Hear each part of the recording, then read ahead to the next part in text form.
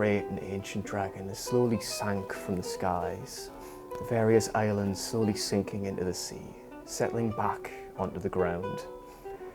By now, the great beast tiredly swims across the surface. I've been playing D&D probably for about 2 years. It's just one of those things, it always kind of been on the peripheries for me. I'd had like old mates from school who were really into it, and I definitely was not welcoming of it then. Welcome aboard the Dauntless. So, whereabouts am I taking y'all? I understand there's other people obviously have their different hobbies and different things they want to do. Maybe some people want to go join an art class, other people want to join a band or a sports team. Where are we supposed to be going? Good question, I don't know either. For me, it was just this nice kind of safe space of you didn't have to be you with it. You didn't have to worry about what you did being particularly too intense talent-wise. You were just there to relax and have fun and just tell some stories. Let's go to the battle. Right. That. Did you not get my letter? No, I'm illiterate. Shit. The game is as easy as it is complicated. There's around 30 or more books that'll give you little tidbits about different pieces. It'll explain different worlds, different monsters, different things you can be. But really, when you get down to it and when you start reading it, there's only around about a dozen or so pages of actual rules of what you're actually doing. Every other page when you go through it is kind of saying, this is a recommendation, this is a guideline. Someone will have written a story, and they're going to describe what's going to happen in different scenes. They'll explain where you are, what you're doing, and you, as someone at the table, will have made some kind of character with what you want to do. No one who's going to be like perfect at anything. They're going to be flawed, they're going to have their own things to them.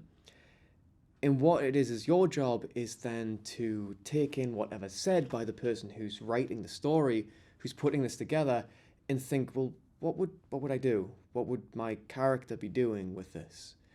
And for the most part, you would act it out. Who the hell are you? Shiator. I just keep freaking character, I'm sorry. He just kind of stares for a while and just slowly just reaches and pulls an eye patch down and over his eye. Ah, that's better. I was losing my depth perception. Okay, so. Who are you again? Shiator? Fantastic. Monkeys, what were we doing again? We must go battle for my god and save people. Right. And who are you again? Can I roll an intimidation check? Intimidation check. You'll have a set of dice. Some people will have seen them. People who've seen things like Stranger Things or other shows online, you'll know the funny shaped dice. You'll know where that comes in. And they all have their different roles in it. Where the game becomes the game is you'll be asked to roll dice. Okay, intimidation, where is it? +5. Depending on what number will show up on the dice is how likely you are to succeed or fail. Oh, damn it, it's only 11. You just kind of look, and this would have been like cutting through the other members of the ship. This man is still pretty damn hazy from a lot of drinking. You can already smell there's a lot of vodka on this man's breath. As he's just kind of staring, like half lucid. Like the one eye that's not behind an eye patch is just sort of skittering about as he goes, no, I was right. That's my good eye. I started DMing probably about 6 months after I started playing. For me, the reason I kind of switched what side I was on and kind of started being the villain of the sessions was because I wanted a space where I could try different voices, I could workshop things. I would have to be in that position where you've got to think faster than everyone else around you.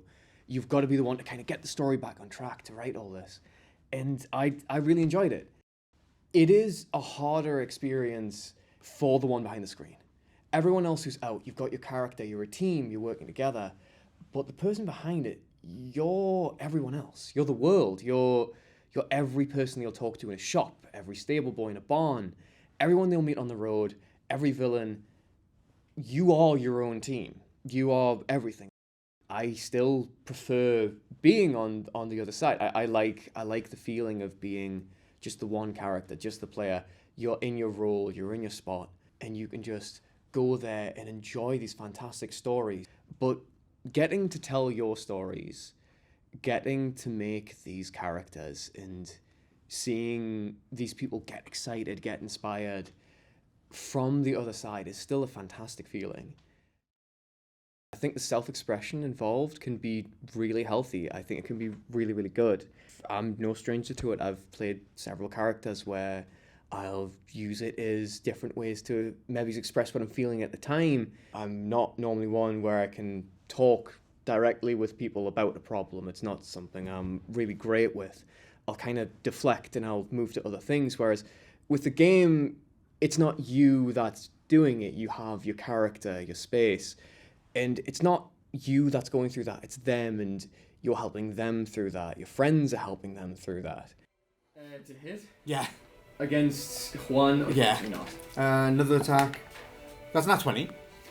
Go for it. And Is it Smite! Level, do you have level 2? second level smite. So he's not undead, right? In reality, you could be burnt out with work. You could be really tired. You could be completely lost and just not know what you're doing. But for those few hours you sat down with friends, that doesn't matter. That's not you. You get to be this character that gets to be this big flamboyant presence that people can love or hate in equal measure, and you can enjoy just the chance to just let yourself loose. I've known a lot of people who've done it where it's helped them discover things about themselves they've never really had the chance to explore. I've had a lot of friends who've discovered their trans through the game. For them, it gave them a safe space to be in a position where they could see what it would be like to express a more feminine or a more masculine side of themselves, or somewhere in between where they could alternate with this. I've seen people who've used it to get through difficult times, and it's a nice feeling. It's good. You enjoy the safe space of getting to express yourself, but you really enjoy getting to kind of bring everyone up and out of their shells in their own way for the stuff they want to do.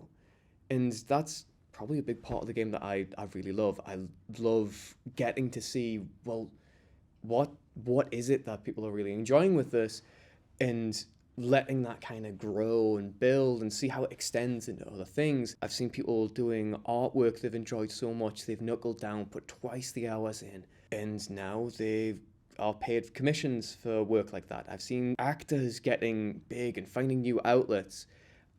I think it's something where, even as a starting space, to let people kind of nurture those little creative vibes that they wouldn't in other spaces, I think it's a really nice space where they can build on that and they can find what they love, what makes them feel creative, and build up from there. With its magical kingdom floating around it, told to who knows where. Perhaps one day our adventurers will meet with them again. Perhaps they will be reunited with their displaced partner, Hyrule. Who's to say? Introducing God damn it!